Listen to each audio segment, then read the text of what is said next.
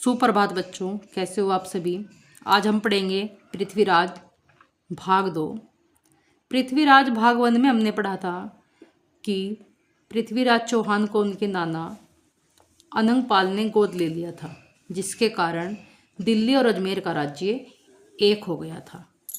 यह बात पृथ्वीराज के मौसी के लड़के जयचंद को अच्छी नहीं लगी, तो उसने अपनी शक्ति का प्रदर्शन करने के लिए राष्ट्रीय यज्ञ का आयोजन किया, जिसमें उसने सभी राजाओं को निमंत्रण भेजा और साथ ही साथ अपनी पुत्री संयोगिता का स्वयंवर भी रचा।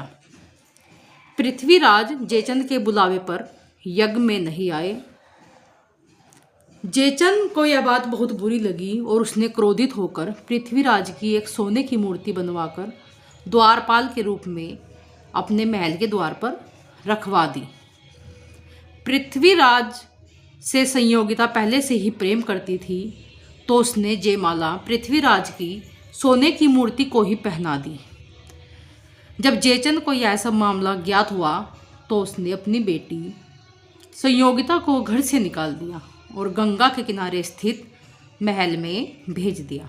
जब गुप्तचरों के द्वारा पृथ्वीराज को संयोगिता के बारे में ज्ञात हुआ, तो पृथ्वीराज के सामंतों ने उस राष्ट्रीय यज्ञ का विध्वंस कर दिया और पृथ्वीराज ने संयोगिता से गंधर्व विवाह कर दिया।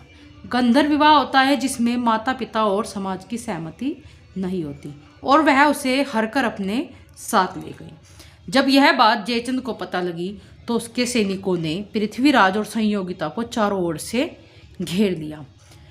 पृथ्वीराज और जयचंद के सैनिकों में बहुत भयंकर युद्ध हुआ और अंत में पृथ्वीराज की विजय हुई और पृथ्वीराज ने संयोगिता को सकुशल दिल्ली पहुंचा दिया। आगे की कहानी के लिए देखिए पृथ्वीराज भाग 3।